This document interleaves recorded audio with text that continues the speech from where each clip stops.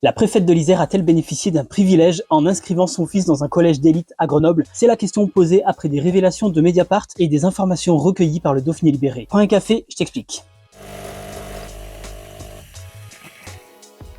Je te présente Catherine Séguin, c'est la nouvelle préfète de l'Isère depuis le 25 novembre. Elle vient de l'Oise et quand elle a appris sa nomination, elle a eu moins de 3 semaines pour déménager à Grenoble avec son fils. Son fils a donc été scolarisé en cours d'année à la Cité scolaire internationale de Grenoble. En fait, la Cité scolaire internationale, c'est un collège d'élite et c'est aussi un collège très sélectif. En plus de ça, il n'accepte que des élèves en section internationale qui préparent le diplôme national du brevet international. Et tu n'es accepté que si ton dossier de candidature a été sélectionné et que tu as réussi les tests écrits et oraux. Oui mais voilà, le fils de la préfète n'a pas passé des tests pour la section internationale. Alors d'après Catherine Séguin, son enfant a été admis au titre de la continuité pédagogique et il ne pourra intégrer la section internationale qu'après avoir passé un examen en avril. Mais il y a un autre fait qui interroge. Cet élève de 3e a d'abord été inscrit dans un autre collège grenoblois, à Stendhal, où il a été accepté, il a même suivi une journée de cours, puis il n'y est plus retourné. En fait, la préfète l'aurait changé d'établissement parce qu'une place se serait libérée à la Cité internationale, elle dit l'avoir fait pour son bien, et elle assure qu'elle n'a pas demandé ni obtenu le moindre passe-droit. Alors ce n'est pas l'avis de Florian Stocker,